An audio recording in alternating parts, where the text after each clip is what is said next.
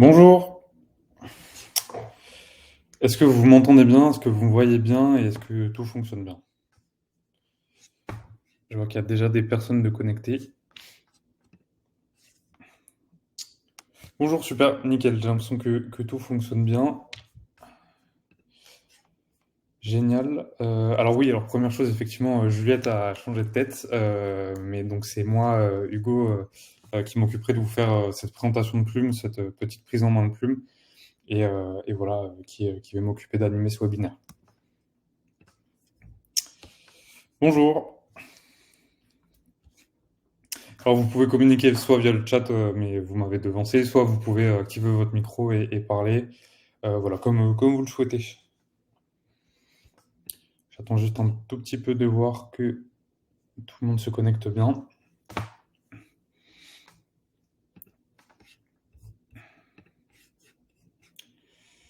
Ok, ça a l'air bon. Bon, ben voilà, comme je disais, enchanté, je m'appelle Hugo, je suis responsable du design du produit chez Plume et de l'expérience utilisateur.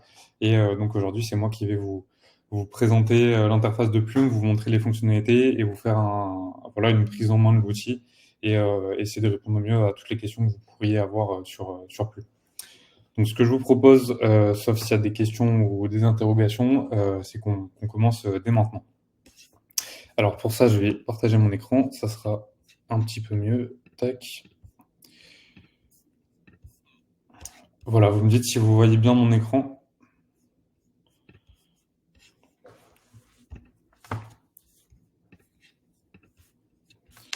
Ouais, j'ai l'impression que ça fonctionne. Ok, super. On va pouvoir commencer directement cette prise en main de l'outil Plume en s'attaquant à la première partie, qui va donc être la page pilotée. Alors à savoir que lorsque vous allez créer un compte chez Plume, vous allez donc commencer à paramétrer votre classe en créant une classe, en ajoutant vos élèves. Et donc une fois que ça sera fait, vous vous retrouvez sur cette page-là, la page pilotée, avec la classe que vous venez de créer. Mais donc on va imaginer que nous, on va vouloir créer une classe, comme ça je vais pouvoir vous montrer tout le process de A à Z et voir, voilà, voir un petit peu comment ça marche. Donc la première page qui va nous intéresser, comme je disais, ça va être l'onglet piloter qui est ici. Et cet onglet-là, en fait, il va nous permettre de gérer toutes les classes ou tous les groupes qu'on va vouloir créer. Donc là, on peut voir que j'ai une classe qui a déjà été créée. Et donc, je peux cliquer sur ce bouton ici ou ce bouton-là pour créer une classe ou un groupe. Donc, ce que je vous propose qu'on fasse, c'est qu'on le fasse directement. Comme ça, je vous montre un petit peu comment ça se passe pour créer une classe chez Plume. Donc, on va cliquer sur le bouton juste ici. Donc là, on va avoir une pop-up qui va s'afficher, qui va me demander du coup le nom de ma classe. Donc là, je vais l'appeler CM2. On va l'appeler webinaire. Comme ça, je sais de quoi je parle. On peut donc choisir le niveau de cette classe. Donc là, je vais choisir le niveau CM2 et je vais appuyer sur le bouton Ajouter. Une fois que c'est fait, on rentre donc dans cette classe, donc la classe qu'on vient de créer. Et donc, on voit ici la liste de l'ensemble de nos élèves. Pour le moment, cette classe est vide. J'ai uniquement l'élève démo plus mignon qui, en fait, va nous servir à nous en tant qu'enseignants pour voir ce que voient les élèves en temps réel. Mais pour le moment, à part cet élève démo, on n'a aucun élève qui a été ajouté. Donc, ce qu'on va faire pour ajouter des élèves, on va cliquer sur le bouton ici, ajouter des élèves, ou le bouton juste ici. Donc, je vais pouvoir ajouter des élèves. Donc, je vais ajouter leur nom. Si je vais en créer 3. Tac. Donc, à savoir que à chaque fois, je peux rajouter un nombre d'élèves, enfin le nombre que je veux d'élèves dans ma classe. J'ai aussi la possibilité d'ajouter le mail de correspondance des parents, si je veux qu'en fait les parents des élèves soient notifiés dès qu'il y a voilà, un écrit qui a été fait, une correction qui a été envoyée. Voilà, ça va me permettre de pouvoir les notifier comme je veux sur ce qui va se passer pour leurs élèves. Donc une fois que j'ai créé ma classe, enfin les élèves que je vais rajouter dans ma classe, donc là on en a 3, je vais pouvoir cliquer sur le bouton terminer. Une fois que c'est fait, on voit que mes 3 élèves ont été rajoutés, en plus de mon élève plus mignon. Et donc pour chacun de ces élèves, je vais pouvoir faire plusieurs choses. Je vais pouvoir les supprimer en cliquant ici sur la corbeille, les modifier en cliquant ici sur le stylo. Donc je vais notamment pouvoir leur choisir un icône, voilà, par exemple la couronne. Je peux changer le nom, etc., changer le niveau, et je peux cliquer ici pour modifier le profil. Donc on voit que là, l'image de profil a bien été modifiée. Je peux aussi totalement basculer des élèves d'un groupe ou d'une classe à l'autre en cliquant sur le bouton ici. Donc là, voilà, je peux transférer un élève via une autre classe que j'ai créée qui est une classe webinaire. Voilà. Donc une fois qu'on a créé nos élèves, ce qui va être intéressant de faire maintenant, ça va être de créer un parcours d'activité personnalisé. Donc pour ça, on voit, je suis dans l'onglet élèves et je vais me rendre sur l'onglet parcours juste ici. Cette vue parcours, en fait, elle va me permettre de concevoir le parcours d'activité que je vais venir proposer aux élèves. Et donc ce parcours, en fait, il va être composé de plusieurs typologies d'activités. Donc on va passer chacune de ces catégories en revue. La première, en fait, ça va être les histoires qu'on va retrouver chez Plume. Donc ici, on est dans l'onglet Histoire. Je vais pouvoir les filtrer par niveau de classe, par type de ressources, par thématique. Je peux aussi rechercher l'histoire par nom. Et donc ici, on va avoir accès à l'entièreté des histoires qu'on propose directement chez Plume. Donc les histoires qu'on a nous-mêmes rédigées. Donc, à savoir que, par exemple, je peux choisir cette histoire-là, ramener la coupe à la maison. Je peux cliquer sur le bouton ici pour lire l'histoire. Donc, à savoir que les histoires chez Plume, donc la catégorie histoire, est composée à chaque fois de 7 chapitres ou 7 étapes. Ça va dépendre du type d'histoire. Et donc, à chaque fois, chacun de ces chapitres, va être composé d'une introduction qui est juste ici et d'une consigne qui va être donnée à l'élève. On va voir un petit peu après, côté élève, comment ça se passe. Mais voilà, donc on voit à chaque fois, ça nous permet de lire un petit peu l'histoire et de voir en bleu ici les consignes qui vont être demandées à nos élèves. Donc imaginons que cette histoire me plaise bien, je vais pouvoir cliquer sur le bouton plus, et donc l'histoire va se rajouter au parcours juste ici. Donc en fait, je vais venir un petit peu remplir ce parcours à gauche avec tous les histoires que je veux. Donc on va rajouter, on va dire, 3 histoires longues juste ici. À savoir qu'on peut rendre les histoires facultatives. Donc, à savoir qu'en fait, les élèves, une fois qu'ils sont dans leur parcours, si on met par exemple cette histoire-là en facultatif, l'élève ne sera pas obligé de le faire. Il pourra totalement la passer et passer à l'activité suivante. Voilà, donc c'est intéressant si on veut rendre des activités facultatives dans son parcours. À savoir aussi que toutes les activités sont interchangeables, donc on peut changer l'ordre comme on le veut dans le parcours. On peut vraiment concevoir le parcours de la manière dont on le veut. Donc, on a pu rajouter 3 histoires longues ici. On va maintenant rajouter des écrits courts. Donc, des écrits courts, c'est quoi? C'est en fait comme des histoires longues, sauf que ça va être des écrits composés que d'un seul chapitre à chaque fois. Donc, typiquement, on a la découverte d'un pays. On peut cliquer dessus. Et donc là, on va voir la consigne. Tu découvres un nouveau pays. Comment l'appelles-tu? Donc, on va pouvoir le rajouter aussi dans le parcours. Donc, à savoir qu'en fait, pour bien différencier le type d'activité, à chaque fois, vous aurez un label histoire dans le cadre des 3 histoires et écrit court dans le cadre d'une histoire. Comme ça vous permet de vous repérer sur le type d'activité que vous avez rajouté dans votre parcours. On peut bien évidemment placer l'écrit court où on le souhaite. On va le placer ici et le mettre évidemment en facultatif. Et enfin, la troisième catégorie de type d'activité qu'on retrouve chez Plume, c'est les consignes. Donc les consignes, qu'est-ce que c'est? Ça va être des écrits, des consignes d'écriture qu'on va nous-mêmes pouvoir créer, qu'on va nous-mêmes pouvoir personnaliser pour le rajouter dans notre parcours et faire travailler nos élèves dessus. Donc là, c'est les différentes consignes que j'ai déjà créées. Donc ce que je vous propose, c'est de voir comment se passe le process de création de consignes.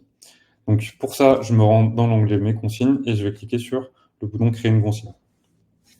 Une fois qu'on est ici, on a le choix entre 2 possibilités. On a la possibilité de soit donc écrire une consigne, donc qu'on l'écrive nous-mêmes de A à Z, donc en choisissant le niveau scolaire, le type d'activité et le genre d'écrit. On va pouvoir choisir un titre pour notre consigne et rédiger notre consigne juste ici. Voilà, donc ça c'est intéressant si vous avez l'idée d'une consigne en tête bien précise. Si c'est pas le cas, on a une autre possibilité qui est pour le coup assez appréciée chez Plume et qui marche plutôt bien, c'est la génération de consignes par intelligence artificielle. Là, l'idée c'est que vous allez donner plusieurs critères à la génération de consignes. Donc, imaginons qu'on veuille créer une consigne pour les CM2, donc qui est le niveau de ma classe, qu'on veuille que ça soit une rédaction et qu'on veuille que ce soit un genre d'écrit autobiographique. Donc on va pouvoir choisir ces critères-là et on va pouvoir rentrer un thème. Donc par exemple, je vais pouvoir mettre le thème de la plage, par exemple. Et donc je vais pouvoir cliquer sur le bouton générer. Et donc là, l'intelligence artificielle de Plume va nous générer 3 consignes avec des niveaux de difficulté différentes qui auront du coup pour critère le fait que ça soit de niveau CM2, que ça soit une rédaction autobiographique et que ça soit sur la thématique de la plage. Donc on voit ici les 3 consignes qui ont été générées. Le niveau de difficulté est symbolisé par le nombre de plumes ici. Donc là, on voit qu'une plume sur 3, c'est le niveau le plus facile, et que 3 plumes sur 3, c'est le niveau le plus compliqué. Donc à chaque fois, chacune de ces consignes qui sont générées, on va pouvoir les modifier. Donc on peut totalement modifier le titre comme on souhaite. On peut modifier la consigne en elle-même. On peut vraiment le modifier comme on le veut. Donc imaginons qu'on est tombé sur une consigne qui nous plaise. On va pouvoir cliquer sur le bouton enregistrer. La consigne aura bien été ajoutée à la bibliothèque. On va pouvoir cliquer sur retour. Et donc là, on voit bien que dans l'onglet mes consignes, j'ai la consigne qui était générée juste ici. C'est celle qu'on vient de créer. Et donc, je peux l'ajouter au parcours facilement en cliquant sur le bouton plus. Je peux, de la même manière, l'ajouter où est-ce que je souhaite dans le parcours et la rendre facultative si je le veux. Voilà, donc on vient de créer notre premier parcours. On a vu un petit peu les différentes typologies d'écrits et d'activités qu'on a chez Plume. Donc maintenant, ce que je vous propose, c'est de voir à quoi ça ressemble côté élève. Donc, on vient de créer notre parcours. On va se rendre sur notre classe. Alors, je vais rentrer dans cette classe-là parce que ça sera plus simple pour vous montrer. Je vais vous montrer directement avec la classe qu'on a créée, comme ça vous le verrez. On peut voir, donc, on vient de créer notre parcours, que dans l'onglet élèves, en fait, on a donc les 3 élèves qu'on a créés. Donc, on peut voir qu'ici, on a 5 carrés gris qui symbolisent en fait les activités qu'on vient de rajouter au parcours. Et pour le moment, elles sont grisées tout simplement parce que les élèves n'ont pas pu les rédiger tout simplement. Donc, on va rentrer dans le profil d'un élève pour voir à quoi va ressembler le parcours côté élève. Donc, je vais rentrer dans le profil Étienne. Et donc, on se retrouve ici dans le parcours qu'on vient de générer. À savoir que là, je suis bien sur la vue de mon élève Étienne. Je suis bien sur son profil. Donc, à savoir que aujourd'hui, chez Plume, chaque parcours commence obligatoirement par une activité qui s'appelle Découvrir Plume, qui donc n'est pas matérialisée dans le parcours, mais qui est toujours ajoutée automatiquement. Cette activité, en fait, elle va permettre aux élèves de prendre en main l'outil, de découvrir un petit peu comment est-ce qu'on écrit une histoire chez Plume, les différentes options qui vont être disponibles. Voilà, c'est vraiment une activité tuto. Donc, ce que je vais faire, c'est que je vais la passer très rapidement parce que dans le cadre de cette c'est pas hyper intéressant. Je vais m'attarder sur l'espace d'écriture juste après, mais sur une activité qu'on aura rajoutée dans le parcours. Donc, je passe le tuto rapidement. Voilà. Et donc, on va pouvoir commencer. Voilà, on voit qu'une fois qu'on a fini le tuto, on va pouvoir commencer avec la première activité qu'on aura mis dans notre parcours. Donc, ça va être l'occasion pour moi de vous expliquer un petit peu comment fonctionne la partie écriture côté enfant ou élève chez Plume. Donc là, on se retrouve sur une histoire longue. Donc, on sait que c'est une histoire longue tout simplement parce que l'histoire est composée de 7 chapitres. Donc, on le voit juste ici dans cette barre de progression. Et donc, à chaque fois, la phase d'écriture va commencer d'abord par une phase de lecture.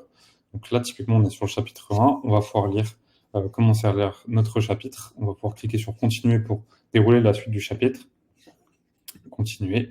Et une fois qu'on aura fini de lire l'entièreté du chapitre, ça va être à nous de jouer, à nous de commencer à rédiger.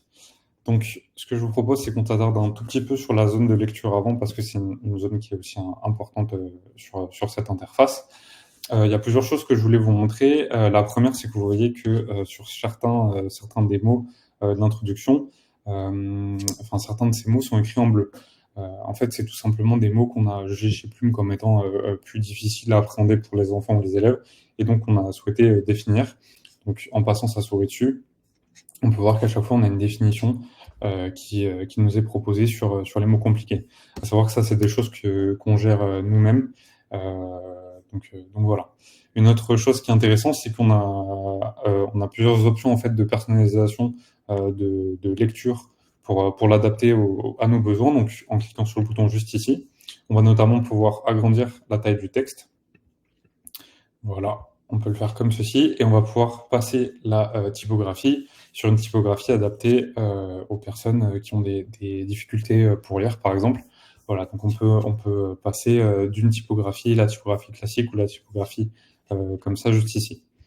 Une autre chose, c'est que vous voyez ici, devant chacun des paragraphes, on a un bouton qui, en fait, c'est une fonctionnalité qui s'appelle Immersive Reader et qui va permettre à l'enfant d'accéder à un nombre d'options beaucoup plus poussées, beaucoup plus personnalisées, pour vraiment s'adapter à les potentielles difficultés qu'il peut avoir. Donc, pour ça, on va cliquer sur le bouton donc juste ici. On va rentrer dans une interface dédiée, donc qui à chaque fois va reprendre le paragraphe sur lequel j'étais. On a donc plusieurs options sur cette interface-là. La première, c'est qu'on a la possibilité de lire le texte grâce à une synthèse vocale, donc en cliquant sur le bouton juste ici. Je vais éviter de le faire pour vous casser les oreilles, mais l'idée c'est que voilà, ça va venir lire le texte du paragraphe via une synthèse vocale. On a d'autres options ici, on a différentes options de préférence de texte. On peut là aussi augmenter la taille de notre texte, on peut augmenter l'espacement, on peut modifier la typographie, mettre une couleur de fond différente. On a aussi des options qui sont assez intéressantes, notamment voilà, ce qu'on appelle les catégories grammaticales qui vont nous permettre, par exemple, de mettre en avant certains types de mots. Donc, par exemple, de mettre en violet tous les noms. Donc, on va pouvoir passer en violet tous les noms du texte. On peut changer la couleur si on veut que les noms soient voilà, en orange, par exemple. On peut mettre tous les verbes en rouge. Voilà, l'idée, c'est qu'on peut vraiment personnaliser le paragraphe pour nous aider à lire et à mieux l'appréhender. Et enfin, on a d'autres options voilà, de lecture pour faire le focus sur une ligne, le focus sur 3 lignes. On a aussi la fonctionnalité de traduction qui va nous permettre en fait, de traduire le texte dans la langue de notre choix. Voilà. Donc ça, c'était pour les fonctionnalités de lecture immersive. Voilà un petit peu pour l'interface de lecture. Ce que je vous propose, c'est qu'on s'attaque à l'une des interfaces les plus importantes de Plume, à savoir l'interface d'écriture. Donc cette interface, elle est composée de plusieurs éléments. Tout d'abord, elle est composée de la consigne. Donc la consigne qu'on va retrouver ici, qu'on peut totalement, en cliquant sur ce bouton ici, écouter. Et donc la consigne, à savoir que la consigne est toujours créée en fonction du paragraphe qu'on vient de lire. Voilà, elle est totalement corrélée avec l'introduction. Et donc, en cliquant ici, on va pouvoir entrer dans notre zone de texte. C'est là qu'on va pouvoir rédiger nos textes.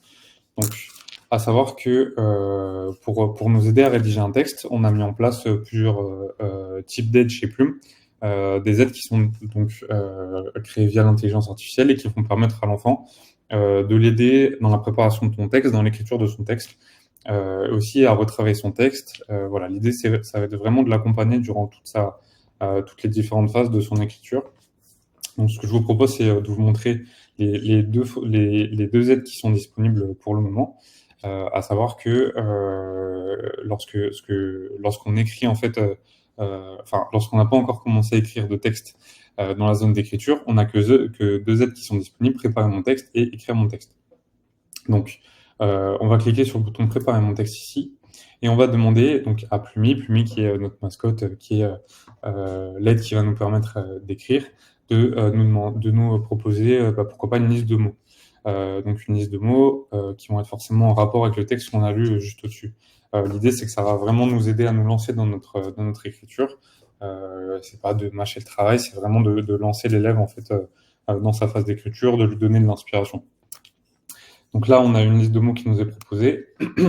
On a tout à fait la possibilité aussi de re-solliciter l'aide de Plumi et de demander cette fois-ci une note de partie. Donc là-dessus, en fait, ça va nous proposer 3 grandes parties qui vont nous permettre de structurer en fait nos textes. Voilà, donc ce que je vous propose, c'est qu'on commence à écrire pour voir un peu comment se passe la phase d'écriture. Donc, dès qu'on va commencer à écrire un certain nombre de mots, on peut voir qu'on a 2 autres aides qui sont disponibles, à savoir retravailler mon texte et avoir un avis. Retravailler mon texte, en fait, va me permettre de demander à Plumi en fait, de corriger les fautes d'orthographe. Alors, à savoir que ça ne va pas le corriger automatiquement, à chaque fois, ça va être vraiment dans l'optique de nous aider, de nous montrer, de nous expliquer les fautes qu'on a fait. Donc, je vais rédiger un texte avec des fautes.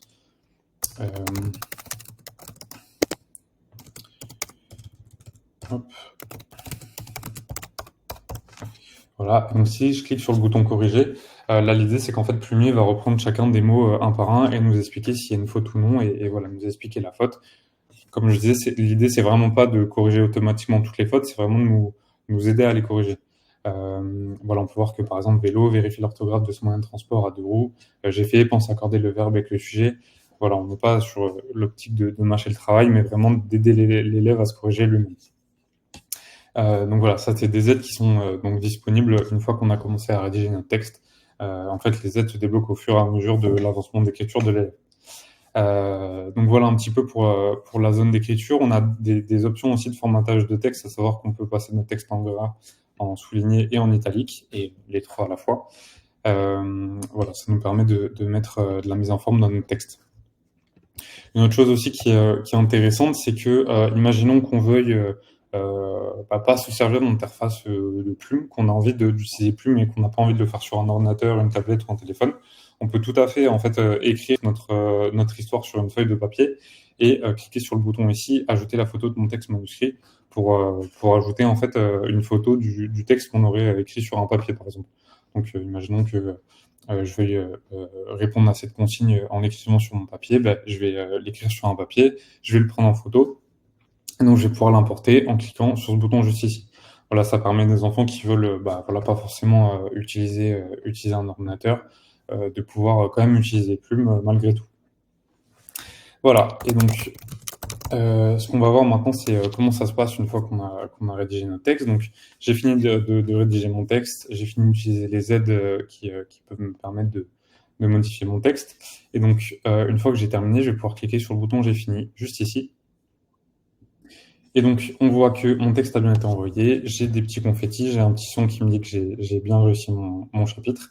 Donc, je vais pouvoir passer directement au chapitre 2. Donc, je vais pouvoir rédiger mon chapitre 2, 3, 4, 5, 6, etc. Jusqu'à finir mon histoire. Donc, voilà un petit peu pour la phase de lecture et d'écriture d'une activité chez Plume. À savoir que voilà, là, je viens de quitter une activité en cours, donc je vois visuellement sur mon parcours d'activité qu'il y a actuellement un chapitre qui a été fait, mais qu'il me reste encore 7. Voilà, et on voit notamment que le chapitre est en mode rédaction en cours. Ça peut nous permettre de voir rapidement si on travaille sur plusieurs activités en même temps, de voir rapidement où j'en suis de chacune de ces activités, ce qui est toujours intéressant. Donc voilà un petit peu pour le parcours d'activité côté enfant. Ce que je vous propose, c'est de voir aussi les autres options les autres menus qui sont disponibles en tant qu'enfant ou élève sur l'interface de Plume. On a notamment le mot du jour en fait qui va nous proposer tous les jours un mot différent sur lequel on va pouvoir écrire. Donc aujourd'hui, par exemple, c'est le mot plume, le mercredi 24 avril, mais jeudi demain, ça sera un autre mot qui nous sera proposé. Donc voilà, tous les jours, en fait, on va pouvoir venir sur l'application et écrire en fonction du mot qui nous sera proposé. On a aussi un espace qui est très important chez Plume et qui est particulièrement apprécié. C'est l'espace du dojo. L'espace du dojo, en fait, ça va être un espace qui se veut être particulièrement ludique et qui va proposer plusieurs exercices, plusieurs activités aux enfants, aux élèves, par exemple d'écrire à partir d'une image, de remettre des paragraphes dans le bon ordre, voilà, d'avoir des activités autour de la lecture et de la compréhension de texte, mais de manière assez ludique sous forme de jeu. Et l'idée, c'est que en fait, on va pouvoir débloquer plusieurs types de ceintures, donc un peu comme dans les arts martiaux. À savoir que voilà, le niveau 1 sera matérialisé par la ceinture jaune. Une fois qu'on aura réussi le chapitre 1, le premier niveau, on va pouvoir gagner la ceinture jaune et passer des ceintures ensuite, ainsi de suite. Voilà. Je m'attarde pas dessus parce que c'est un espace qui est assez complet et sinon la prise en main durerait trop longtemps, mais enfin voilà, je vous laisserai le découvrir. C'est un espace qui est particulièrement apprécié. À savoir qu'en fait, on propose deux sortes de niveaux dans le dojo.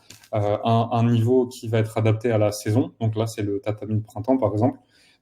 Et aussi un niveau qui va reprendre plusieurs activités en fonction des histoires qui sont disponibles chez Plume pour en fait retrouver les personnages et l'univers des histoires qu'on retrouve chez Plume sous forme d'activité en fait. Voilà un petit peu pour le dojo. Et donc le dernier espace, c'est l'espace concours qu'on a sorti récemment là chez Plume, qui va en fait permettre à des enfants de participer à des concours d'écriture. Donc à savoir que c'est des concours qu'on crée nous-mêmes chez Plume, qu'on crée aussi avec des partenaires. L'idée, c'est voilà, de pouvoir permettre aux enfants d'écrire sur des thématiques qu'on va leur donner et de pourquoi pas remporter des prix, des choses comme ça. Donc là, on voit par exemple qu'on a un concours qui est en cours actuellement chez Plume. Et donc ça, les concours, c'est des choses qui sont totalement paramétrables par les enseignants. À savoir que vous, en tant qu'enseignant, dans votre espace qu'on va revoir juste après, vous avez le choix de dire ou non si vous souhaitez qu'il y ait des concours qui s'affichent pour vos élèves. Donc voilà un petit peu pour les 4 espaces principaux côté élève. Ce que je vous propose, c'est qu'on revienne sur l'espace enseignant pour vous montrer les derniers espaces. Donc je reviens sur mon espace enseignant. Donc je reviens sur mon espace piloté. On voit bien que j'ai toujours ma classe qui a été créée ici. Et donc on peut voir que là, j'ai pu commencer à rédiger les premières activités sur mon parcours. Donc avec l'élève Étienne, on voit que l'activité tuto Découvrir Plume a été terminée, donc qui est en vert foncé. Et l'activité qui est en cours de rédaction, c'est celle qui est avec le carré vert, le vert clair est juste ici, qui en fait me symbolise que l'activité est en cours. Donc ça me permet en fait rapidement, sur cet espace, de voir où en sont chacun de mes élèves par rapport au parcours que je leur ai proposé. Voilà, donc un petit peu pour la vue classe. Ce que je vous propose maintenant, c'est de voir les autres espaces disponibles sur l'espace enseignant. Donc on a vu tout à l'heure l'espace consigne qui va me permettre en fait de créer mes propres consignes. Voilà, vous pouvez le créer donc directement depuis le parcours, comme je vous l'ai montré, donc en allant dans la bibliothèque et en cliquant sur le bouton créer une consigne. Mais vous pouvez aussi le faire aussi en cliquant sur le bouton consigne. Voilà, vous avez accès à toutes vos consignes juste ici. L'autre espace aussi que je voulais vous montrer, c'était l'espace correction chez Plume. Donc en fait, c'est là que vous allez recevoir à chaque fois tous les écrits qu'ont rédigé vos élèves. Donc, à savoir que cet espace se compose en fait en deux interfaces, les écrits qui vous restent à corriger et les écrits qui ont été déjà corrigés. Donc, à savoir que pour corriger un écrit chez Plume, en fait, on va voir tous les derniers écrits qui vont être notés juste ici. Donc là, on voit que c'est l'écrit d'Étienne. Donc en fait, c'est tout simplement l'écrit qu'on a fait tout à l'heure ensemble. Et donc, on peut voir rapidement l'avancement de l'écrit sur cette barre de progression. Donc, on voit que l'élève a réalisé qu'une seule activité, qu'un seul chapitre de cette activité. Et donc, on a quand même la possibilité de le corriger. On n'est pas obligé d'attendre que l'enfant ait fini de rédiger tous ces chapitres. Et donc, pour commencer la correction de ce chapitre, on va pouvoir cliquer sur le bouton juste ici. Et donc ici, on va rentrer dans l'espace correction de Plume. Donc, à savoir que l'espace correction de Plume, c'est un espace qu'on a retravaillé récemment pour le rendre un peu plus intuitif. Je sais pas si des gens avaient pu déjà prendre en main un peu cet espace-là avant, mais c'est un espace voilà, qui permettait déjà de corriger les écrits de ses élèves. Mais c'est un espace qui était assez vieillissant et qui avait plusieurs problèmes d'ergonomie. Donc là, on l'a vraiment simplifié au maximum. On a pu se poser un peu avec des enseignants et des enseignantes pour essayer de créer un espace qui leur ressemble et qui vous fasse gagner le maximum de temps. L'idée, c'est que cet espace correction, en fait, il se compose en plusieurs zones. On a en fait ici tous les chapitres qui sont donc soit en cours de rédaction, soit pas encore corrigés par l'élève, rédigés par l'élève. Donc ici, on peut voir que il n'y a qu'un seul chapitre qui a été rédigé par notre élève, c'est la scène 1, et qui est noté comme étant à corriger. Voilà, en fait, en cliquant sur une activité dans l'espace correction, vous pouvez rapidement voir quels chapitres ont été traités par l'élève et lesquels sont restants. À savoir que ceux qui sont en gris juste ici, c'est ceux que l'élève n'a pas encore rédigés. Donc on voit qu'on est bien sur la scène 1, donc le premier chapitre dans mon histoire. C'est une histoire qui a à corriger, c'est le petit label qui nous le dit ici. On va retrouver à chaque fois la consigne d'écriture qui a été demandée à nos enfants, et juste en dessous, la contribution de l'élève. Donc à savoir, je suis égaux, c'est ce que j'ai écrit tout à l'heure avec le profil d'Étienne, c'est pour ça que c'est écrit juste ici. Et donc juste en dessous, je vais avoir deux champs disponibles. Le champ correction, en fait, qui va me permettre de corriger l'écrit de mon élève. Donc en fait, je vais pouvoir rajouter, si on veut, par exemple, changer l'écrit de notre élève, donc je peux modifier comme ça. Je peux aussi tout à fait mettre ma correction en gras, en souligné, en italique.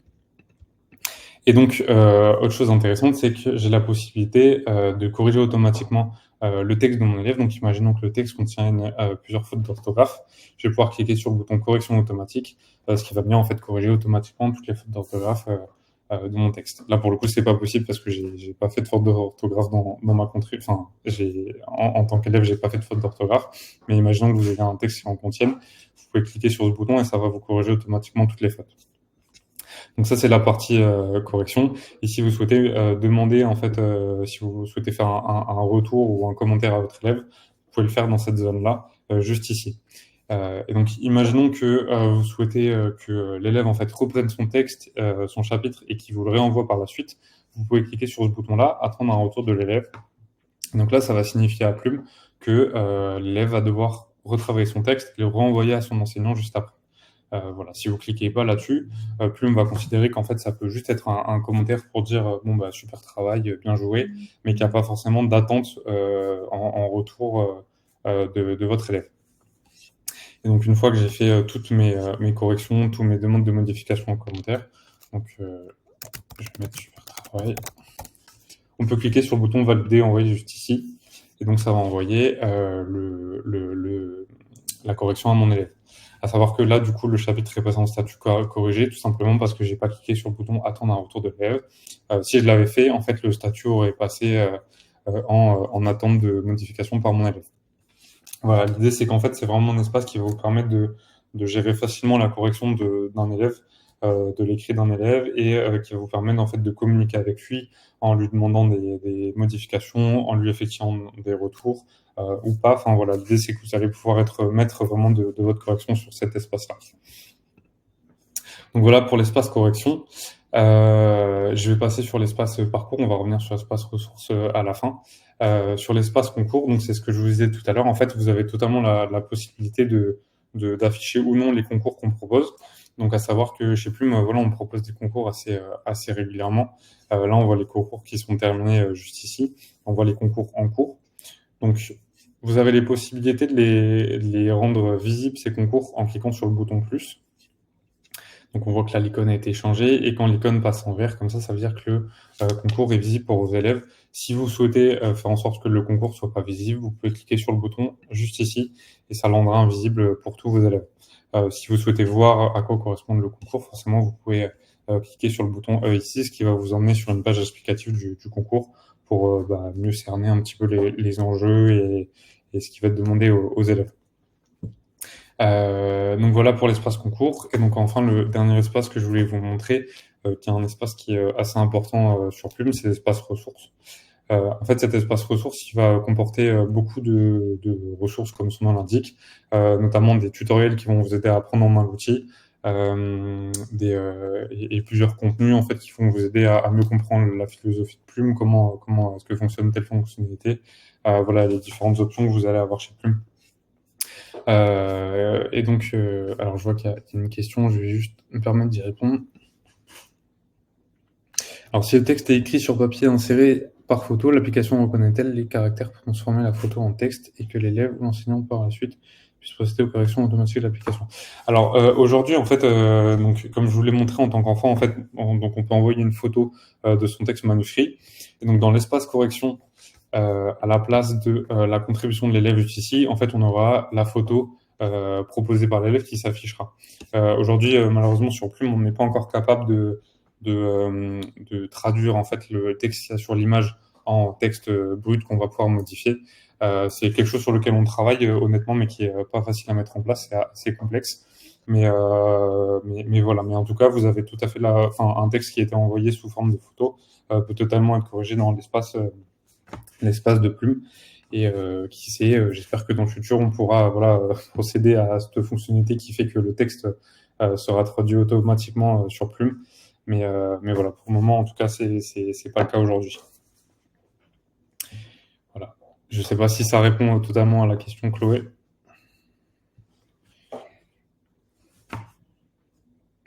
Ok, super. Voilà. Mais oui, effectivement, c'est une bonne question. C'est vrai que je ne l'ai pas abordé, mais voilà, en tout cas, vous pouvez totalement corriger des photos qui ont été envoyées par vos élèves. Et donc, comme je disais, donc, dans cet espace ressources, vous allez pouvoir retrouver plusieurs tutoriels pour prendre en main l'outil Plume. Et une chose intéressante, c'est qu'en fait, la plupart des histoires que vous allez pouvoir retrouver donc, dans la bibliothèque d'histoire de Plume, donc en format numérique sur l'application en ligne de Plume, vous allez pouvoir les télécharger en format PDF pour les traiter de manière manuscrite et physique en classe. Donc ça, c'est intéressant si vous faites le choix d'utiliser Plume, mais pas sur un ordinateur ou une tablette ou un téléphone, mais vraiment de manière totalement manuscrite et en physique. Donc typiquement, voilà, je vais me rendre dans la section histoire éditable. Je vois que j'ai toutes mes histoires ici. Donc à savoir qu'à chaque fois, les histoires sont en format avec une police d'écriture classique et une police d'écriture 10 pour les élèves et les enfants qui ont des troubles dyslexiques, par exemple. Donc je vais vous montrer un petit peu à quoi ressemble ce type d'histoire. Donc je vais me rendre sur ma pièce de théâtre comique, je vais cliquer sur ce bouton-là. Et donc ça va m'ouvrir un PDF de mon histoire, donc comme ça. Et donc en fait on va retrouver un petit peu la même interface que l'interface que je vous ai montré tout à l'heure chez Plume, à savoir plusieurs chapitres. Donc là en l'occurrence des étapes. Voilà, avec l'introduction du texte juste ici et un espace dédié pour que l'enfant puisse écrire son texte. Voilà, et donc une fois qu'on a fini le premier chapitre, on va pouvoir passer au deuxième, ainsi de suite. Voilà, c'est vraiment reprendre en fait les codes de l'interface de l'application Plume, mais sur un format PDF si vous souhaitez l'utiliser au format manuscrit. Donc ça c'est assez intéressant et c'est une fonctionnalité qui est particulièrement utilisée par nos enseignants. Voilà, j'ai vu qu'il y avait une autre question. Est-il envisagé alors que l'enfant puisse lire le texte pour qu'il soit saisi par l'appli? Alors, c'est-à-dire qu'il y a une fonction de reconnaissance vocale qui en fait traduise enfin, ce que dit l'enfant en format texte, si j'ai bien compris.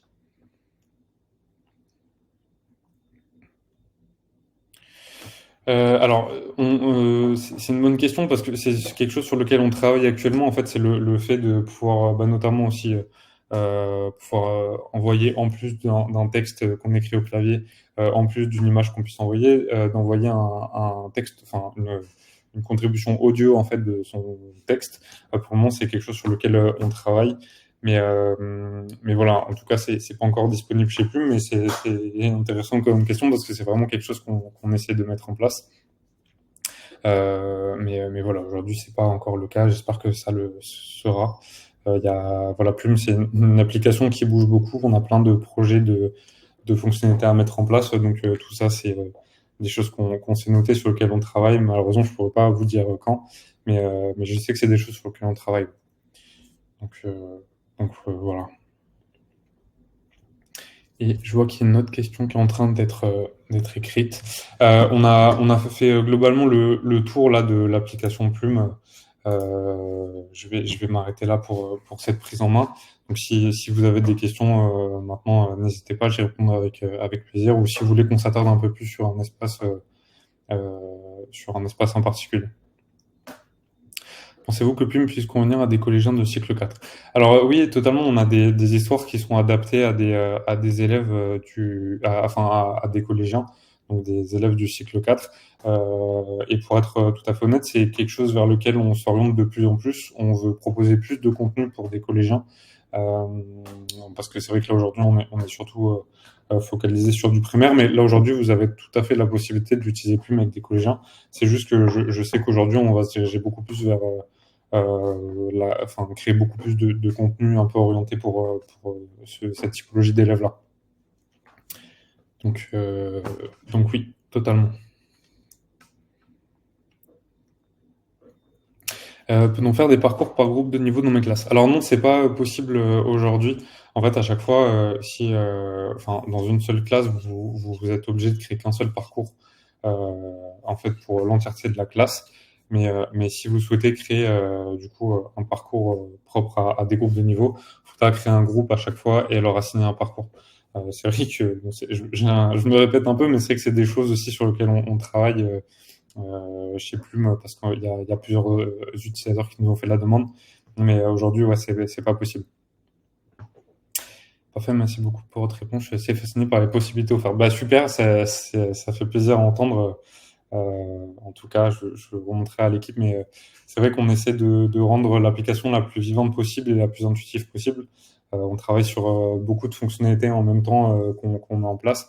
Là, comme je vous disais, on vient tout juste de sortir l'espace correction qui était un gros chantier avec beaucoup d'enjeux et qui, bah, d'ailleurs, pour être tout à fait honnête, est pas encore terminé. Mais voilà, on essaie de faire vivre au maximum l'application Plume. Donc, je suis content si les fonctionnalités vous plaisent. D'ailleurs, j'en profite juste parce que je le vois là sur la bannière. En ce moment, on a une offre sur l'abonnement premium de Plume jusqu'au 27 avril, donc c'est bientôt d'ailleurs. En fait, vous pouvez bénéficier de moins 50% sur l'abonnement payant de Plume et vous pourrez continuer à utiliser Plume jusqu'en juillet 2025. Donc en fait, vous l'aurez voilà, de maintenant jusqu'à juillet 2025, un tarif préférentiel de moins 50%, donc c'est toujours hyper intéressant. Et aussi d'ailleurs, vous avez totalement un abonnement gratuit sur Plume qui va vous permettre de prendre en main en fait tous les espaces que je vous ai montrés. L'une des limitations seulement, c'est que vous pourrez créer qu'un parcours de 3 activités. Mais ça va vous permettre quand même de bien prendre en main l'outil, de commencer à créer vos classes, de leur faire travailler sur des activités, voilà, de prendre en main Plume. Euh, voilà, si jamais ça vous intéresse. Voilà. Et puis d'ailleurs, j'en profite aussi si vous avez d'autres questions supplémentaires là. ou des interrogations sur les abonnements ou des choses comme ça, on est totalement joignable sur le support de Plume. C'est moi qui m'en occupe et une autre personne chez Plume aussi on s'en occupe tous deux, donc on sera ravis de pouvoir vous répondre si vous avez la moindre question ou moindre interrogation.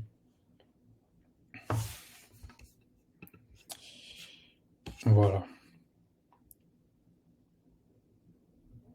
On peut faire de la dictée vocale sur iPad, micro à gauche, la barre d'espace pour répondre à Ah bah oui, effectivement, c'est vrai qu'on peut s'en servir comme ça. Mais c'est vrai que du coup, c'est pas natif sur Plume, mais effectivement, oui, c'est une bonne technique. Merci, c'était très clair. Bon, tant mieux, j'espère que ça a été assez clair. C'est vrai qu'il y a beaucoup d'espace à couvrir en peu de temps, donc j'espère que j'ai pu m'attarder un peu sur tout et bien vous l'expliquer. Je suis professeur de lettres et faire progresser des élèves en écriture ainsi qu'en lecture, compréhension est un sacré défi à relever chaque année. J'ai bien envie de me laisser tenter par les soins pour m'y aider. Bah, avec plaisir. Enfin, je suis content de voir que ça a pu vous inspirer dans ce sens-là. Enfin, nous, c'est vrai que c'est un peu les discussions qu'on a avec les utilisateurs de Plume, c'est que on essaye vraiment de rendre la lecture, la compréhension de texte et l'écriture le plus intuitif possible et le plus ludique possible, en fait, pour que ça devienne un jeu, un rituel qui soit plaisant pour les élèves et aussi pour les enseignants à travers les fonctionnalités qu'on propose. Donc, bah, ça fait plaisir à entendre. D'ailleurs, enfin voilà, si voilà, auquel cas vous lancez sur l'application Plume, on sera là pour vous accompagner. Voilà, on peut prévoir des visios, des échanges par mail, par message pour vous aider à prendre en main l'outil. L'idée, c'est qu'on essaie de se rendre le plus disponible possible pour les utilisateurs de Plume, pour bah, éviter de vous laisser tout seul sur l'interface. Donc voilà, si jamais vous êtes tenté et que même vous avez des questions supplémentaires, n'hésitez pas.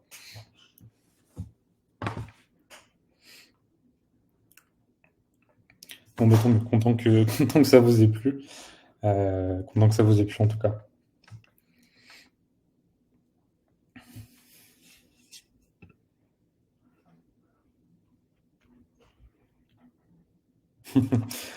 Bah, merci beaucoup Chloé d'être passée et merci pour les questions. Voilà, s'il n'y a pas d'autres questions, je vais vous laisser. Mais merci beaucoup en tout cas d'avoir participé avec moi à ce moment. J'espère que j'ai pu vous donner envie de tester Plume en tout cas. Et puis voilà, on est disponible sur les réseaux sociaux, sur le support. Voilà, donc n'hésitez pas. Puis merci beaucoup et puis passez une bonne soirée.